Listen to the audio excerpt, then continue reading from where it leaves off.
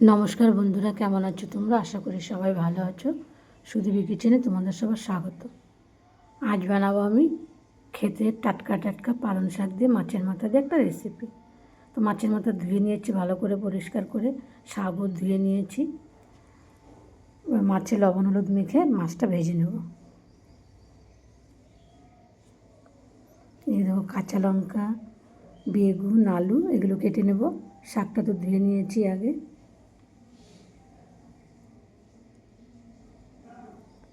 তো সব কেটে নিই আগে বেগুনটা কাটবো, তারপর আলু কেটে নিচ্ছি। সব কাটা হয়ে গিয়েছে, কড়াই বসিয়ে দিয়েছি, তেল দিয়ে দিয়েছি। এবার মাছের মাথাটা দিয়ে দিলাম। মাছের মাথাটা ভাজতে ভাজতে দিয়ে আলু বেগুনটা ধুয়ে নেব আমি।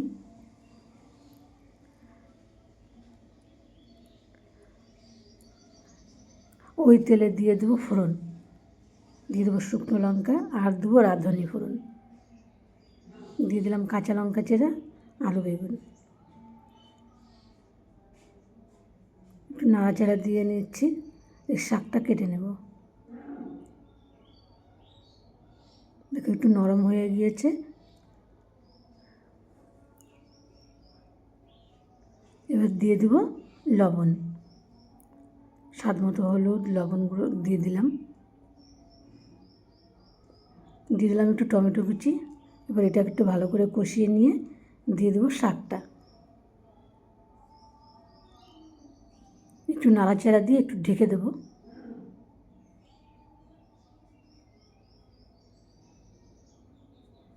সব কিছু নরম হয়ে গিয়েছে, এবার একটু ভালো করে কষিয়ে নেব। এর মধ্যে কোনো জল টল দেবো না। আধা কষানো হয়ে গিয়েছে, এবার মাছের মাথাটা দিয়ে দিলাম। এবার একটু ভালো করে নাড়াচাড়া দিয়ে নেব। দিয়ে দেবো একটু ধনেপাতা কুচি। এই হলো আমার রেসিপি, হয়ে গিয়েছে, এবার নামিয়ে নেব। বন্ধুরা, আমার রেসিপিটি যদি তোমাদের ভালো লেগে থাকে তাহলে একটা লাইক কমেন্ট শেয়ার করো, চ্যানেলটিকে সাবস্ক্রাইব করে দিও। দেখো কালারটা কত সুন্দর, খেতেও কিন্তু খুব টেস্টি হয়।